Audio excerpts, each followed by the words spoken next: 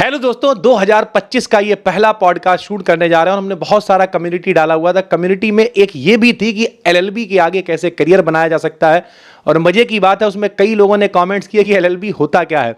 तो जितने भी लोग बीएससी कर रहे हैं या और भी किसी सेगमेंट से हैं, क्योंकि एलएलबी तो लगभग सारे सेगमेंट में व्यक्ति कर सकता है, तो आप बीए कर रहे हो, बीएससी कर रहे हो या कुछ भी कर रहे हो, खास करके यहाँ पर बीएससी वाली ऑडियंस है, तो उस पर भी अलग से हम लोग चर्चा करेंगे। प्रॉपर ये चर्चा होने वाली है। हमारे साथ में मामा हैं दिवाकर सिंह जी, जो एडवोकेट हैं। और लगभग कितने साल हो गए आपको कचहरी में? मुझे करीब 28 साल होगा। यानी 28 से 30 सालों का एक्सपीरियंस है। और अब हम लोगों के साथ में जुड़कर फिजिक्स भी पढ़ा रहे हैं, क्योंकि 30 साल ही फिजिक्स पढ़ाते हुए भी हो गए सर। तो ये डिटेल में पूरा पॉडकास्ट होने वाला है। जितने आपने कमेंट्स किए हैं उन पे तो चर्चा करेंगे ही, लेकिन एंट्रेंस एग्जाम क्या है, प्रोसेस क्या है, क्या क्या हो सकता है, क्या एक वकील जज से भी ज़्यादा कमा सकता है, हर चीज़ पे चर्चा होगी। तो चलिए शुरू करते हैं। सबसे पहले तो बहुत सारे लोगों ने कमेंट्स किया कि एलएलबी होती क्या है, तो थोड़ा सा बताइए कि एलएलबी क्या होती है। देखिए, ये बैचलर डिग्री है जो लॉ के संबंध में, bachelor of legislative law bachelor degree है। और ये कुछ बैचलर डिग्री इसके बाद होती है। अब ऑनर के तौर पे इसे 12th के बाद भी कर दिया गया है। अब हम 12th के बाद भी लॉ ऑनर कर सकते हैं। वैसे नॉर्मली 3 इयर्स कोर्स है जो हम बैचलर डिग्री के बाद करते हैं, बीए, बीएससी या बीबीए के बाद भी करते हैं।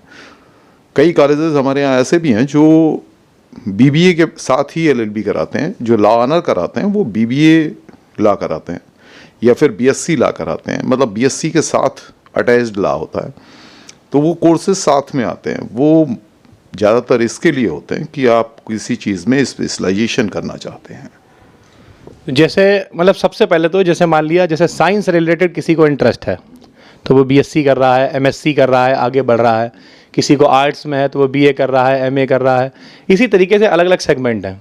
तो एलएलबी किसे करना चाहिए?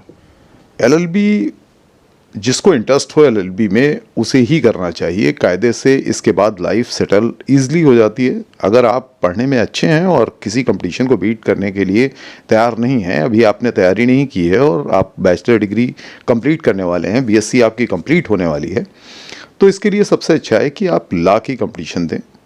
अगर 12th के बाद देते हैं तो एक कंपटीशन आती है क्लैट, वो कंबाइंड लॉ टेस्ट होता है, तो उसमें एंट्रेंस दें। उसके अलावा हमारे इंडिया में 2 आर्मी कॉलेज भी हैं लॉ के संबंधित, उससे आर्मी में लोग लिए जाते हैं। और ये कंपलसरी नहीं है कि आप आर्मी कॉलेज से लॉ करने के बाद आर्मी में ही जाएं, आप उसके बाद कहीं और भी जा सकते हैं।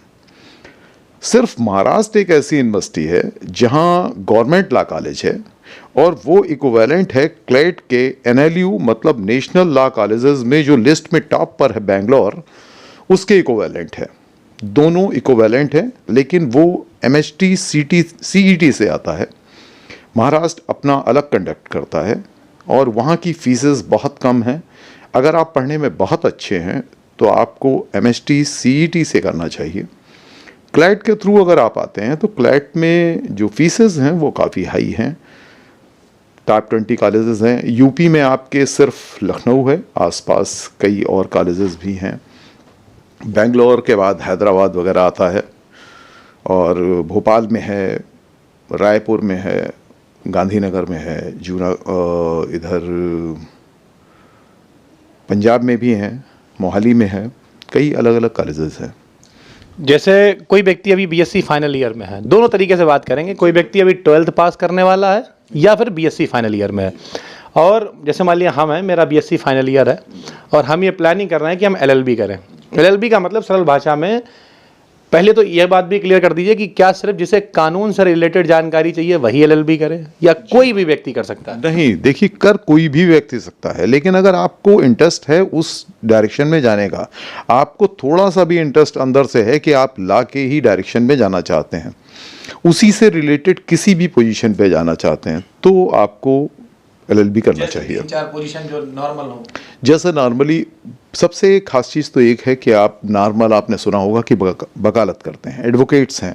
एडवोकेट बनने पर देखिए पोजीशन ये है कि अगर आपने बहुत मेहनत की है, पढ़ाई करते हैं साथ में, आज भी ऐसे वकील हैं जिनकी एज 60+ है और वो बाकायदा रात रात पढ़ते हैं, तो अगर आप पढ़ाई कर रहे हैं, मेहनत करना चाहते हैं, तो आपकी कंडीशन तो इतनी अच्छी होगी कि एक जज जितना महीने भर में नहीं कमाता, आप एक दिन में उतना कमा सकते हैं।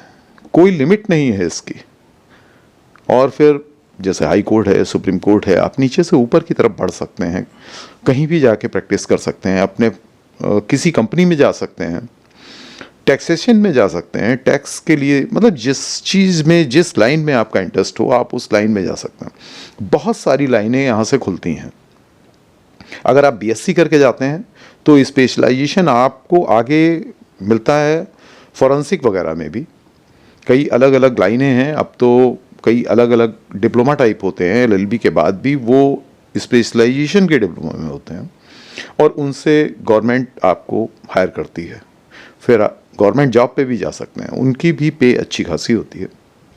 जैसे अब ठीक है, ये बहुत अच्छा हम लोगों ने बताया। अब दूसरी बात ये, जैसे 12th में व्यक्ति है, उसके बोर्ड एग्जाम होने वाले हैं, तो अब उसे एलएलबी करना है। जैसे आपने बताया कि शायद अब 12th के बाद भी एलएलबी होने लगी है, जो ग्रेजुएशन के साथ साथ कंबाइंड होता होगा, जो भी करते होंगे, 5 साल का या जो भी होता, 5 साल का आपको 12th के बाद एलएलबी कर सकते हो, जो ग्रेजुएशन प्लस एलएलबी हो जाएगी। तो उसके लिए 12th के बाद आपने क्लैट एग्जाम बताया, इसके फॉर्म वगैरह कब आते हैं, क्या तैयारी कहाँ से करा, मतलब जैसे अगर व्यक्ति घर पे करना चाहे तैयारी, क्या वो कर सकता है, या यूट्यूब के माध्यम से कर सकता है, या फिर किस तरीके से 12th के बाद? और फिर जो बच्चे बीएससी फाइनल ईयर में हैं, इनके लिए कौन सा एंट्रेंस एग्जाम है, ये लोग जो है वो कैसे तैयारी करें, कौन सी अच्छी किताबें हैं, इन सब पर थोड़ा सा बताइए। ऐसा है, क्लैट तो नेशनल लेवल का एक टेस्ट है जिसमें हम law combined test, intense test देते हैं, और इसके 20 कॉलेजेस हैं ऑल इंडिया में, और 20 कॉलेजेस में इनका अलग अलग सिलेक्शन होता है, मेरिट के बेस पे ये भेजे जाते हैं। टॉप में बेंगलोर है। लेकिन नॉर्मल कंडीशन पे अगर आपके मार्क्स उतने अच्छे नहीं हैं, या थोड़ा सा भी आप वीक अपने आप को पा रहे हैं, तो उस कंडीशन में आप किसी भी यूनिवर्सिटी का जो कंबाइंड यूनिवर्सिटी टेस्ट होता है उसमें दे सकते हैं, और उसके थ्रू भी यूनिवर्सिटियां अपने कॉलेजों में एडमिशन देती है। क्योंकि 20 कॉलेजेस में तो क्लैट ले जाएगा आपको, लेकिन बाकी जो कॉलेजेस हैं उनके लिए आप सीयूईटी से ही जाएंगे। सीयूईटी से अगर आपने टेस्ट दिया है तो लॉ करने के लिए सबसे बेहतर बनारस यूनिवर्सिटी है, बीएचयू, और इलाहाबाद यूनिवर्सिटी है। ये दोनों टॉप पे हैं और इनकी कंडीशन बहुत अच्छी है सीयूईटी के थ्रू। और इधर अगर व्यक्ति ग्रेजुएशन के बाद जाना चाह रहा है, बीएससी फाइनल ईयर में है, तो उसके लिए देखिए सिर्फ बेंगलोर और एक कॉलेज और है बेंगलोर के साथ साथ, और ये दोनों क्लैट के थ्रू भी लेते हैं। इनका अलग से ये टेस्ट होता है, क्योंकि यही स्पेशलाइजेशन का कोर्स भी कराते हैं। अगर आप इसके थ्रू ही जाना चाहते हैं, वो एलएलएम भी कराते हैं, एलएलबी भी कराएंगे, उसके बाद मास्टर डिग्री भी कराएंगे, उसके बाद डॉक्टरेट भी होता है, जैसा भी आप आगे तक जाना चाहें। सिर्फ महाराष्ट्र एक ऐसी है जहाँ पे अगर आप टेस्ट देते हैं तो महाराष्ट्र में एडमिशन जो आपको मिलेगा बीएससी के बाद, वहाँ की फीसेस बहुत कम है, क्योंकि वहाँ का बहुत अच्छी रैंकिंग का कॉलेज बहुत कम फीस पर गवर्नमेंट कॉलेज होने की वजह से है। वो कॉलेज गवर्नमेंट चलाती है। इक्विवेलेंट वहाँ से पुणे, देखिए MHTCT में मुंबई और पुणे 2 कॉलेज आते हैं। पुणे की फ़ीस थोड़ी सी ज़्यादा है, क्योंकि वो एक सोसाइटी चलाती है। पुणे में जितने भी कॉलेजेस हैं ज़्यादातर वहाँ सोसाइटी ही कॉलेज चलाती हैं, तो वहाँ सोसाइटी का चलाया हुआ है, इसलिए थोड़ी सी फीस ज़्यादा है। और MHTCT पे तो आप सोच भी नहीं सकते, क्योंकि CUET के थ्रू आप जो बाकी यूनिवर्सिटीज़ में जाते हैं जहाँ की फीसेस मेरे ख्याल से नॉर्मल कॉलेज अगर आप देखें तो 6,000 पर एनम से ही स्टार्ट हो जाता, और 30,000 के आसपास है पर एनम, इससे ज़्यादा फीस नहीं पड़ती। लेकिन क्लैट के थ्रू अगर आप जाते हैं तो क्लैट में फ़ीस काफ़ी है, 250 लैक्स है, 2.50 लैक्स पर एनम, 5 साल का है कोर्स पूरा। लेकिन उसके बाद डायरेक्शंस बहुत हैं, अलग अलग डायरेक्शन है। अगर आप बीएससी के बाद करते हैं तो बीएससी के बाद आपको 3 इयर्स LLB मिलेगी। 3 इयर्स LLB में एडमिशन आप ले सकते हैं, CUET के थ्रू भी ले सकते हैं, और CUET के थ्रू आपको किसी भी यूनिवर्सिटी में एडमिशन मिल सकता है, कोई दिक्कत नहीं है। अच्छा, एक जैसे मान लिया कोई व्यक्ति इतना पढ़ने में अच्छा नहीं है कि वो एंट्रेंस एग्ज़ाम निकाल पाए, क्योंकि जैसे आपने बताया टॉप 20 कॉलेजेस हैं, तो वहाँ पे कंपटीशन भी बहुत होता होगा, बहुत सारे फॉर्म पढ़ते होंगे, बहुत सारे लोग होंगे, और प्लस फीस भी बहुत ज़्यादा है। तो अगर कोई व्यक्ति ऐसा है, जैसे अब किसी कॉलेज का फिलहाल नाम नहीं लेना चाहिए, हम यहाँ किसी की बुराई अच्छाई करने नहीं बैठे हैं, वो सभी को पता है कैसे कॉलेज हैं, लेकिन जैसे यहाँ हम लोग शाहजहाँपुर से हैं, यहाँ पर एसएस कॉलेज है, ये लोग भी यहाँ से लॉ करा रहे हैं। ऐसे ही जहाँ जहाँ से जो लोग देख रहे होंगे वहाँ पर ऐसे कुछ कॉलेजेस होंगे जो लॉ करा रहे होंगे LLB डायरेक्ट, मतलब वहाँ कोई एंट्रेंस नहीं है, कुछ नहीं है, आप गए, आपने फ़ीस जमा कर दी, शायद 8-8,500 रुपये कुछ फ़ीस है यहाँ पर, तो उन्होंने फ़ीस जमा कर दी, उसके बाद 3 साल की उन्होंने LLB वहाँ से कर ली। उस LLB को करने का कोई फ़ायदा है? क्योंकि हम लोग यहाँ पर एक ट्रू जजमेंट देने बैठे हैं, मतलब फ़ायदे तो होंगे ही कुछ ना कुछ, क्योंकि व्यर्थ तो कुछ नहीं जाता है, लेकिन अगर कोई व्यक्ति जो फीस भी नहीं दे सकता है, एंट्रेंस भी नहीं निकाल पा रहा है, और वो चाह रहा है कि हम ऐसे कहीं डायरेक्ट मतलब एडमिशन लेके इस तरीके की किसी लोकल कॉलेज से हम लोग जो है, लोकल का मतलब कभी भी ये नहीं होता कि कोई चीज़ छोटी है, लोकल का मतलब जहाँ पर हम लोग रह रहे हैं वो लोकल, ठीक है। तो किसी लोकल कॉलेज से अगर कोई व्यक्ति एडमिशन ले लेता है तो वहाँ पर उसके क्या फ़ायदे हैं, उसे करना चाहिए या नहीं? देखिए, नहीं करने की तो कोई बात ही नहीं है, और एजुकेशन में सबसे खास चीज़ होती है कि आप पढ़े कितना है, आप खुद पढ़ रहे हैं, नॉलेज गेन कर रहे हैं या नहीं कर रहे हैं। अगर नॉलेज गेन नहीं कर रहे हैं और पढ़ाई किस टाइप से कर रहे हैं, पास होने के लिए कर रहे हैं, सिर्फ आप क्वालिफाई कर जाना चाहते हैं, तो क्वालिफाई करने से कुछ होता नहीं है। नॉलेज गेन कीजिए, जो भी आप पढ़ाई करते हैं उसके विषय में सब कुछ मालूम हो, उसके सराउंडिंग्स क्या है, उस सिलेबस में क्या है, आपने क्या पढ़ा और क्या कैसे होता है। अगर आप नॉलेज गेन करते हैं तो किसी भी कॉलेज से मेरे ख्याल से नॉलेज गेन करके आप आएंगे तो कोई दिक्कत नहीं होगी। PCSJ का एग्ज़ाम होता है जुडिशरी का, वो छोटे छोटे कॉलेजों के भी लोग निकालते हैं, ऐसा नहीं है कि NLU वाले ही निकालते हैं। NLU में तो प्राइवेट जॉब पे काफ़ी लोग प्रेफर करते हैं, इंडिया में रहते हैं, बाहर चले जाते हैं, क्योंकि वहाँ की जो पोजीशन है, इतना पैसा खर्च करने के बाद जब कैंपस सिलेक्शन होता है तो कैंपस सिलेक्शन में अगर उन्हें 20 लाख 25 लाख का पैकेज मिलता है तो वो आराम से वहाँ स्विच कर जाते हैं।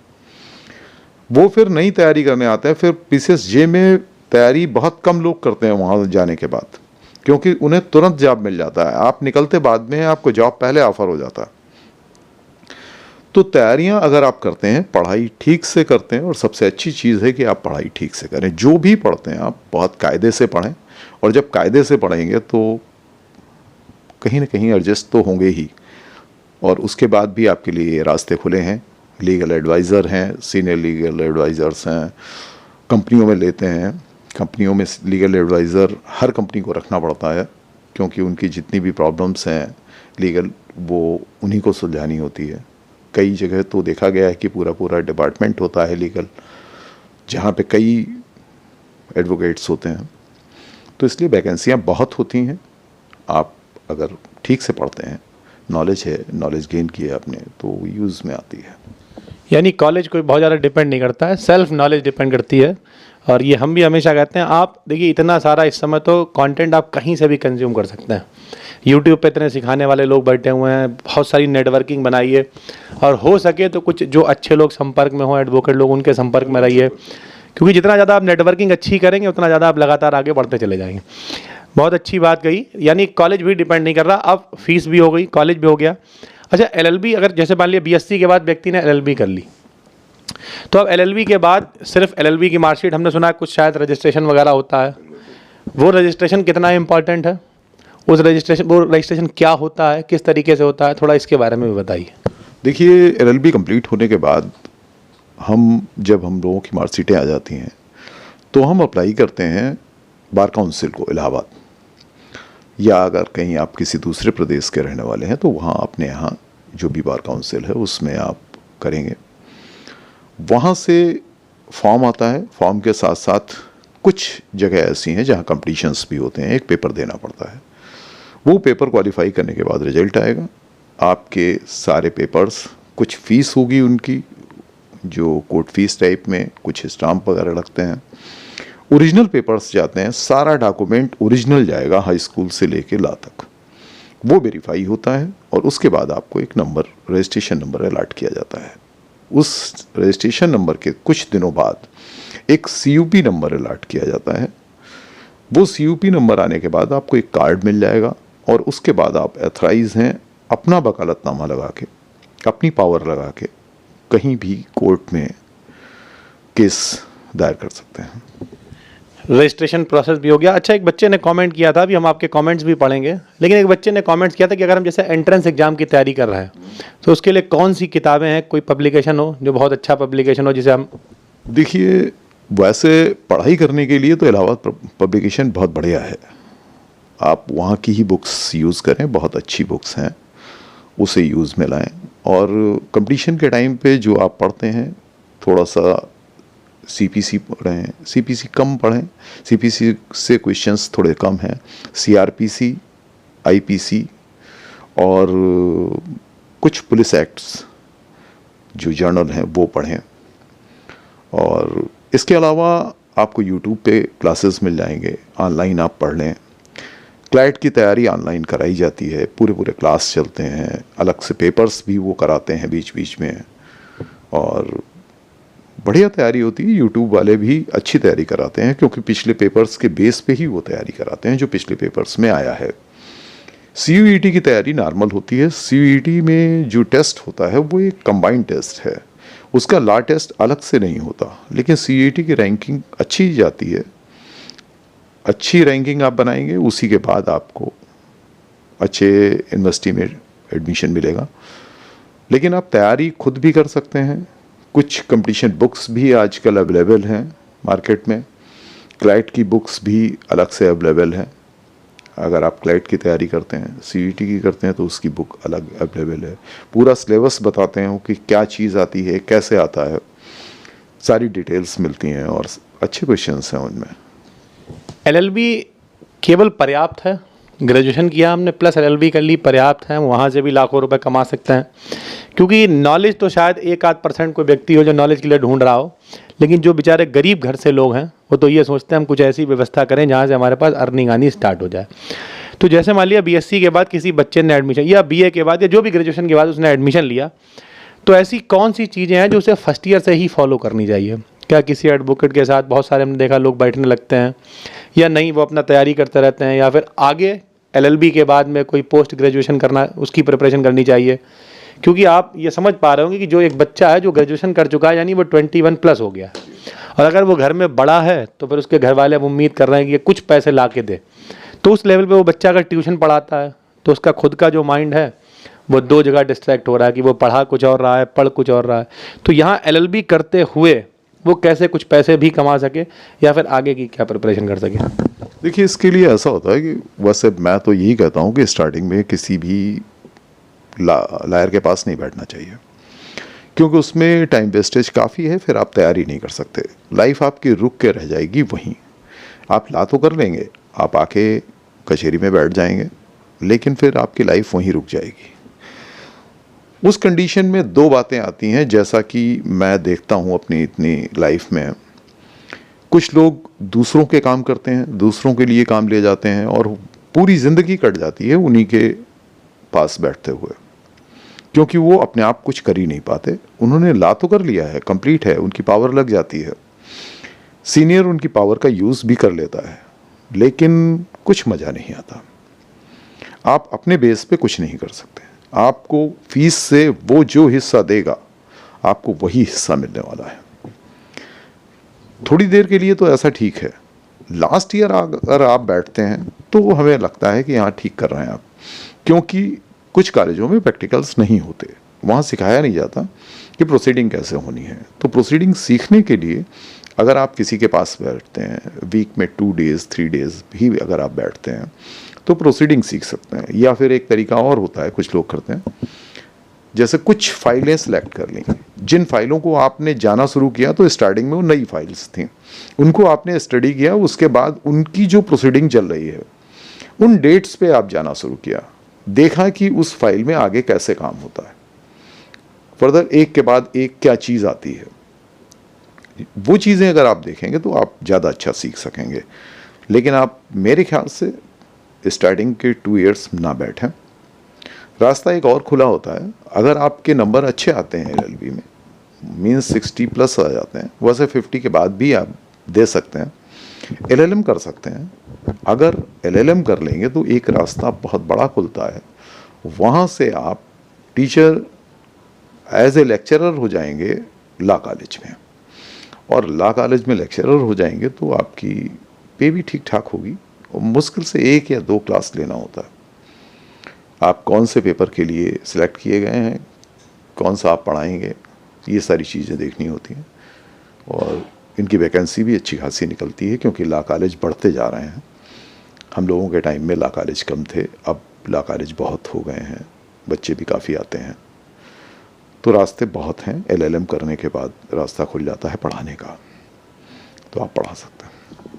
अच्छा, जैसे ये भी बड़ा अच्छी बात रही, यानी फर्स्ट ईयर और सेकंड ईयर में आप पढ़ाई पे ध्यान दें सही से, और फाइनल ईयर जब आप किनारे पे हों तो आप सीखने के लिए कि क्या क्या चीज़ें होती हैं किसी के पास बैठ सकते हैं। एक चीज़ हमारे दिमाग में आ रही है, मतलब बच्चे भी, मतलब हम भी फ्रेश ही हैं एक तरीके से। जैसे हम लोग बचपन में एक नाटक देखा करते थे, अदालत आता था, KD पाठक वाला। उसमें KD पाठक एक स्टार लॉयर दिखाया गया था, मतलब कि जो वकील है, ये जलवा काटा हुआ है, मतलब उस जज के आगे भी उसका नाम ज़्यादा चल रहा है। तो वो सिर्फ जो है क्रिमिनल वाले केसेस लड़ते थे। तो ऐसे अलग अलग सेगमेंट होते हैं कि कोई क्रिमिनल केस देखता है, या तो ये कैसे डिसाइड होता है? जैसे मान लिया किसी व्यक्ति को इंटरेस्ट है तो वो ये पर्सनल इंटरेस्ट पे है कि आपको कौन सा ज़्यादा अच्छा लगता है, किस में आप ज़्यादा अच्छा काम कर सकते हैं, किस चीज़ को आप ज़्यादा सॉल्व कर सकते हैं। एक चीज़ होती है इमेजिन करना कि आप इमेजिन ज़्यादा अच्छा करते हैं या फैक्ट पे ज़्यादा अच्छा काम करते हैं। जो इमेजिन बढ़िया करता है, कहानियाँ अच्छी बनाता है, किसी चीज़ को, टुकड़ों को अच्छा जोड़ता है, वो अगर क्रिमिनल लॉयर बनता है तो ज़्यादा बेहतर होता है। और अगर आप फैक्ट्स पे जाते हैं, जो लीगल पोजीशन है उसको कंसीडर करते हैं, तो आप सिविल देखें तो ज़्यादा बढ़िया है। क्योंकि सिविल में काम बहुत है, छोटे छोटे काम हैं, लेकिन लिंगारान बहुत होते हैं। क्रिमिनल इतना लिंगारान नहीं होता, देखने में तो लगता है कि हो जाता है, क्राइम हुए आज है और 10 साल बाद किसी को सज़ा मिलती है, लेकिन आप सोच भी नहीं सकते सिविल में तो कई पीढ़ियां गुजर जाती हैं। एक आदमी ने आके केस दायर किया, वो भी ख़त्म हो गया, उसका बच्चा भी ख़त्म हो गया, आज उसका पोता केस लड़ रहा है। और उसकी वजह है हमारे यहाँ कोर्ट कम है, हमारे यहाँ जजेस कम हैं, वैकेंसी बहुत है, कभी कभी 2-2 साल हो जाते हैं जजेस की वैकेंसी नहीं निकलती। तो जजेस की वैकेंसियाँ भी काफ़ी हैं, आप अगर तैयारी करें तो आपके लिए रास्ता उधर भी है, लेकिन एज ए लायर भी बहुत बढ़िया रास्ता है, और लायर बहुत अच्छा कमाता है, ऐसा नहीं है, बहुत इनकम है। आप अगर सोचें तो सुप्रीम कोर्ट में तो एक एक हेयरिंग का 5-5 लाख रुपए लेते हैं। सिर्फ आपकी डेट पड़ी है, वो जाके खड़ा होगा, अपनी बात को कहेगा या नहीं कहेगा, मौका आएगा या नहीं आएगा, लेकिन उस हेयरिंग का 5 लाख रुपए उसे लेना है तो लेना है। तो अच्छी खासी इनकम है, और शायद जजेस से ज़्यादा है। इसका मतलब अगर आप मेहनत करें और कायदे से चलें तो बेहतर पोजीशन है, लायर की पोजीशन ख़राब नहीं है। अच्छा, जज बनने के लिए डायरेक्ट कोई एग्ज़ाम होता है या फिर पहले एडवोकेट वाले प्रोसेस से गुजरते हुए फिर कहीं पहुंचना होता है? देखिए, एग्ज़ाम तो डायरेक्ट होता है, PCS जो हम देते हैं वो डायरेक्ट होता है। जैसे PCS होता है वैसे PCS होता है, वो प्रशासन के लिए, ये जजेज के लिए है। उसके लिए एलिजिबिलिटी ला है, मतलब आपने LLB कम से कम कर रखी हो फिर आप कर सकते हैं। आपने चाहे एडवोकेट की प्रैक्टिस कभी की है नहीं की है, उससे कोई लेना देना नहीं है। बिल्कुल, यानी आप डायरेक्ट जज बन सकते हैं। जी हाँ, बिल्कुल। चलिए, अब एक आखिरी में जो असलियत में लोगों के लिए मोटिवेशन होता है, हालांकि आपने थोड़ा सा बताया कि 5-5 लाख रुपए भी लोग एक एक हियरिंग के ले रहे हैं, लेकिन अगर नीचे लेवल पे हम लोग समझें, जैसे कोई व्यक्ति LLB कर लेता है और अपने ही शहर में है, तो वो कितना कमा सकता है? जैसे हम लोग शाहजहाँपुर जैसे एक छोटे से शहर में। देखिए, कमाने की कोई लिमिट नहीं होती, LLB करने के बाद कमाने की कोई लिमिट नहीं होती, लेकिन शायद माहौल इतना ख़राब है, लोग इतने ज़्यादा हैं और ज़रूरतमंद ज़्यादा हैं, शायद उनकी वजह से आज फीसेस सारे लोग बढ़ा नहीं पाते। लेकिन कुछ लोगों ने अपना जो कैडर बना रखा है वो अलग है कि हमारी इस चीज़ की फ़ीस इतनी है, आप डिसाइड करें कि हमें इतनी ही फीस लेनी है, लेकिन पहले उस पोजीशन को मेंटेन करें, पहले वहाँ तक पहुँचें कि देखिए, एक क्लासिफिकेशन होता है। जब हम LLB करके पहुँचते हैं कचहरी में तो क्लासिफिकेशन है वहाँ कि आप क्या करना पसंद करते हैं, किस टाइप के केसेस लेंगे आप रेवेन्यू के केस लेंगे या किस टाइप के लेंगे। कई लोग तो ऐसे होते हैं जो सिर्फ बैनामा लिखते हैं, सेल डीड लिखते हैं वो, तो उनके पास कभी कभी तो ये देखा गया है कि सुबह से शाम तक वो सेल डीड ही लिखते हैं, नथिंग एल्स, कुछ और है ही नहीं। उनके पास टाइम ही नहीं है कि वो किसी और टाइप के केसेस देखें, और वो उससे भी कमा रहे हैं। लेकिन सेल डीड लिखना असलियत में वकालत नहीं है। आपने एलएलबी का सही यूज नहीं किया। एक जमाना था जब लेखक हुआ करते थे और वो लिखा करते थे सेल डीड को, तो आपने उनका काम लिया है। आजकल टाइपिंग होती है, लिखना भी नहीं पड़ता हाथ से, और टाइप वाला भी जानता है कि क्या लिख देना है, उसे भी मालूम है। तो सारे काम आपके तो बैठे बैठाए हो रहे हैं। छोटे छोटे काम जिनके लिए पहले वकीलों को दौड़ना पड़ता था, आजकल जो जूनियर्स आते हैं पहले वो टेक ओवर करते हैं उस काम को। तो उससे क्या होता है कि 20-25 सीनियर्स से मिल गए, तो 20-25 सीनियर्स अगर आपको छोटा छोटा काम देंगे तो आप वो काम कर लेंगे। स्टार्टिंग में आपका खर्चा वहाँ से बेहतर चलेगा। दूसरा टाइप ये होता है कि अगर आपने अच्छा सीनियर लिया है, आपको 2-3 साल अगर सीनियर के पास बैठना है, तो वो शाम को सीनियर आपको खुद देगा कि आपका खर्चा कम से कम निकले, घर का निकले या न निकले, शुरुआत में कम से कम आपका खर्चा निकले। तो ये सारी चीज़ें सीनियर्स भी ध्यान देते हैं। लेकिन एक पोजीशन बनाइए, उन 3 सालों में जब आप दूसरे पे डिपेंड हैं, सब कुछ सीख लीजिए, जिससे आप नई जगह बैठें, अपना काम करें, और जब अपना काम करेंगे तो आप इस पोजीशन में पहुँचें कि आप फीस मांग सकें, कह सकें कि मेरी फ़ीस इतनी है। बिल्कुल, किसी ने कहा भी है कि आप उतना ही मिलता है आपको जितने के आप लायक होते हैं। जैसे अभी कुछ समय पहले मामा से ही हम लोग साथ में जा रहे थे, तो कुछ पेपर्स थे मामा ने उसे फाइल में लगा लिया, और फिर एक बात आपने कही थी बड़ी अच्छी लगी हमें कि आप अपना स्टेटस खुद सेट करते हैं कि आप पन्नी लटकाए हुए घूम रहे हैं। इसमें किसी के खिलाफ वाली बात नहीं है, हो सकता है कुछ लोगों को यह बात बुरी लग जाए, लेकिन रियलिटी यही है। आप कितना व्यवस्थित हैं, कितनी फाइल मैनेजमेंट, सारी चीज़ें कितना अच्छे से आप कर पा रहे हैं, वो यहाँ पर शायद थोड़ा सा ज़्यादा इंपॉर्टेंस है। क्योंकि कोई व्यक्ति पूरी तरीके से आप पे डिपेंडेंट है कि पता चला जो है आपकी ज़रा सी गलती किसी की शायद लाइफ ख़राब कर दे। और एज अ लॉयर आप रिस्पॉन्सिबिलिटी बहुत है आपकी।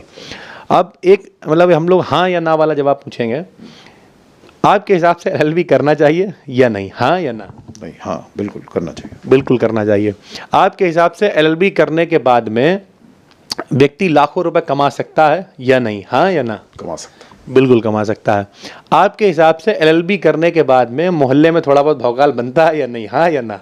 नहीं बिल्कुल, आदमी बात करते हुए सोचता है बनता है कि कुछ गलत तो नहीं निकल जाएगा इनसे। बिल्कुल। चौथा, अगर आपको एलएलबी ठीक ठाक तरीके से आपने कर रखी है तो कोई पुलिस वाला आपको हड़का सकता है या नहीं, हाँ या ना? नहीं, बिल्कुल इनलीगली तो कोई कुछ कह ही नहीं सकता। बिल्कुल, और लीगल भी अगर बात करेगा वो कायदे से करेगा, क्योंकि उसे मालूम है कि शायद उससे ज़्यादा आपको मालूम है। चलिए, अब कुछ कमेंट्स भी लोगों ने कर रखे हैं, उनसे रिलेटेड पूछते हैं ताकि बच्चे भी खुश रहें। और बाकी भी अगर किसी की कोई समस्या लग रही है, बहुत डिटेल में यह पॉडकास्ट हम लोगों ने बनाया है, अगर आपको लग रहा है तो फिर आप नीचे कमेंट्स करिएगा, इसका पार्ट 2 भी हम लोग बना लेंगे।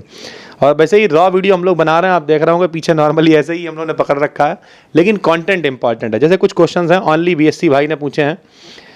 एक तो इन्होंने पूछा best college for LLB 3 year, आपने शायद 20 कॉलेजेस बता दिए हैं, उनमें से अगर आप 1-2 का और नाम लेते हैं दोबारा से। नहीं, 3 इयर्स के लिए है तो बीएचयू और इलाहाबाद बहुत बेहतर कॉलेज हैं जी। बिल्कुल। आप उसके अलावा बेस्ट बुक्स भी आपने बताई हैं, ठीक है, इलाहाबाद पर पब्लिकेशन वाली अच्छी हैं।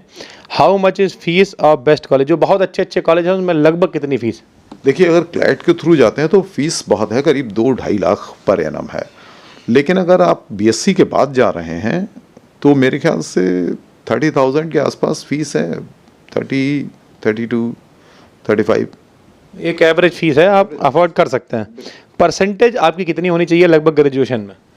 ग्रेजुएशन परसेंटेज वैसे तो मार्क नहीं करती, लेकिन 50% से एबव हो तभी एडमिशन मिलेगा। डॉक्यूमेंट्स कौन कौन से रिक्वायरमेंट है? कुछ हाई स्कूल, इंटर, बीएससी, यही सारी चीज़ें चाहिए, मतलब बेसिक है, कुछ आपको एडवांस कुछ नहीं चाहिए। बिल्कुल, एडमिशन के लिए कोई एक्स्ट्रा चीज़ नहीं। एक प्रशांत भाई हैं, ये कह रहे हैं सर एलएलबी कर रहा हूँ, क्या साथ में प्रैक्टिस भी सीखी जा सकती है कोर्ट में? इसके बाद क्या स्कोप है सर जी? ये थोड़ा सा आप ही समझ पाएंगे, टेक्निकल क्वेश्चन है। कोर्ट की प्रैक्टिस, कोर्ट में प्रैक्टिस आप बोल नहीं सकते, क्योंकि पावर आपके पास नहीं है। या तो आपका पर्सनल केस है तो आप बोल सकते हैं, उसके लिए परमिशन लेनी पड़ती है। और अगर आप जा रहे हैं और एलएलबी आपने नहीं की है तो आप प्रैक्टिस नहीं कर सकते, उसके लिए आपका सीनियर ही बोलेगा। आप सपोर्ट कर सकते हैं, उसे फुली सपोर्ट कर सकते हैं, आप बाकी उनके काम कर सकते हैं, लेकिन किसी केस से संबंधित आपको बोलना एथराइज नहीं है। उसके बाद करण भाई पूछ रहे हैं, सर प्लीज़ बेसिक से लेकर आना पॉडकास्ट एंड एलएलबी के लिए एक्सपेंस खर्चे बता दिए हैं सर ने, and test after BSc for LLB. LLB के बाद कौन से एग्जाम बच्चा दे सकता है एंट्रेंस के लिए? एलएलएम दे सकते हैं जी जी। एलएलएम दे सकते हैं। उसके बाद ड्यूरेशन लगभग 3 साल की आपने बताई शायद, एलएलएम बीएससी के बाद में, बीएससी के बाद 3 साल अगर आप एलएलबी करते हैं। 3 साल। रोड मैप जो है after LLB in India and foreign, तो क्या लोग विदेश भी जाते हैं? विदेश जाते हैं, बिल्कुल, यहाँ से विदेश भी जाते हैं और काफ़ी लोग जाते हैं। और क्लैट के नेशनल कॉलेज जितने हैं उनमें से काफ़ी लोग विदेश जाते हैं, बिल्कुल प्रैक्टिस भी करते हैं और कंपनियों में भी जाते हैं। अलग अलग कंपनियां भी हायर करती हैं उन्हें, कंपनियों में भी जाते हैं। बेंगलोर कॉलेज से तो काफ़ी लोग जाते हैं। अच्छा, एक आखिरी सवाल ये है, जैसे मान लिया कोई ऐसा कॉलेज है जो टॉप कॉलेज है जहाँ पे 2-2.5 लाख रुपए फीस है और व्यक्ति अच्छी रैंक लाता है, तो क्या कुछ स्कॉलरशिप वगैरह या कुछ गवर्नमेंट की तरफ से कोई सहायता होती है? ऐसा भी कुछ होता है कि बच्चा कर सके अच्छी पढ़ाई? देखिए, छूट तो मिलती है कुछ, लेकिन बहुत ज़्यादा नहीं है, नॉमिनल है। और जो ईडब्ल्यूएस वाले हैं या SC ST हैं, इनको कुछ छूट मिलती है, इनका कम है। जो भी आता है वो बैकअप में आता है, मतलब वापस आता है पैसा, लेकिन पैसा एक बार जमा करना पड़ता है।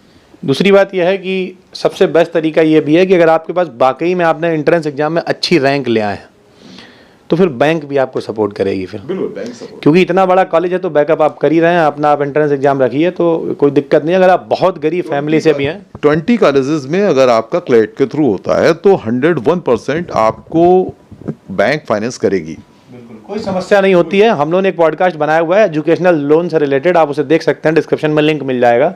बैंक आपको पूरा सपोर्ट करेगी, क्योंकि भाई जो आपने एंट्रेंस एग्जाम निकाल दिया है तो ओवरऑल हम लोग यही कहेंगे, अगर आप पढ़ाई कर रहे हो तो चाहे कॉलेज कोई हो, चाहे आपके पास पैसे हैं या नहीं हैं, आप किसी भी सेगमेंट में जा सकते हो। और एलएलबी एक अच्छा सेगमेंट है और लोग लाखों रुपए अर्न कर रहे हैं इस सेगमेंट से भी। अगर आपका बजट कम भी है तो आप करीब वाले कॉलेज से कर और सबसे बढ़िया आज की डेट में है यूट्यूब, आप यूट्यूब को फॉलो करिए, चीज़ों को सीखिए। एक लास्ट एडवाइस जो आप देना चाहें उन बच्चों को जो आगे अभी एलएलबी कर रहे हैं या करने की प्लानिंग कर रहे हैं, क्या क्या उन्हें धैर्य रखना चाहिए, क्या क्या चीज़ें समझनी चाहिए, और एक बेस्ट एडवाइस जो बच्चों के लिए हो आपने, क्योंकि 30 साल का अनुभव है तो कुछ स्पेशल बच्चों के लिए। देखिए, ऐसा है, सबसे पहली चीज़ तो यही है कि आप बहुत मेहनत के साथ पढ़ाई करें। जो भी आप करते हैं, जैसे लास्ट ईयर में आके एक चीज़ आती है कि आप एडमिनिस्ट्रेशन लेते हैं या टैक्सेशन लेते हैं, टैक्सेशन लेते हैं तब भी और एडमिनिस्ट्रेशन लेते हैं तब भी पढ़ाई बहुत कायदे से करें। आपको सारी चीज़ें क्लियर होनी चाहिए, जो भी आप करने जा रहे हैं उसके विषय में मालूम होना चाहिए कि हो क्या रहा है। और सबसे एक और बेसिक तरीका है कि आप सीख लें, थोड़े दिन किसी के पास रह के सीख लें, उसके बाद एसोसिएशन खोल लें, एक एसोसिएट बना लें अपना, 5-6 लोग मिल के काम करें और जिसमें हर आदमी अलग अलग डिफरेंट फील्ड का मास्टर होना चाहिए। अगर आप 5 लोग मिल के काम कर रहे हैं तो आपको ही काम मिलेगा। आप अपना ऐड करें, आप अपना अलग ऑफिस मेंटेन करें और 5 लोग मिल के जब काम करेंगे तो एक्सपेंस भी कम आएगा और फ़ायदा ये होगा कि आपको हर टाइप का क्लाइंट मिलेगा, कोई क्लाइंट आपसे बाहर नहीं जाएगा। किसी को कोई बात करनी होगी तो वो आपसे करेगा, जिससे कमाई आपकी ज़्यादा होगी, अर्न ज़्यादा कर सकते हैं आप। चलिए, आपका बहुत बहुत धन्यवाद, आपने समय दिया। और जिन लोगों को भी अभी भी कोई कन्फ्यूजन बची हुई है, हमने कोशिश की है एज अ स्टूडेंट लगभग जितने भी क्वेश्चन है सब कवर किए हैं, छोटे से लेके बड़े तक। फिर भी कोई कन्फ्यूजन है तो उसे कमेंट करके ज़रूर बताइए। कुछ और अच्छे पॉडकास्ट हम लोगों ने शूट किए हैं, डिजिटल मार्केटिंग से आप कैसे पैसा कमा सकते हैं, बैंक आपकी क्या क्या मदद कर सकती है, या फिर और भी BSc इन रेडियोलॉजी वगैरह, उन्हें भी आप डिस्क्रिप्शन में लिंक मिल जाएगा, देख सकते हैं। फिर मिलते हैं भाई, तब तक के लिए धन्यवाद, थैंक यू।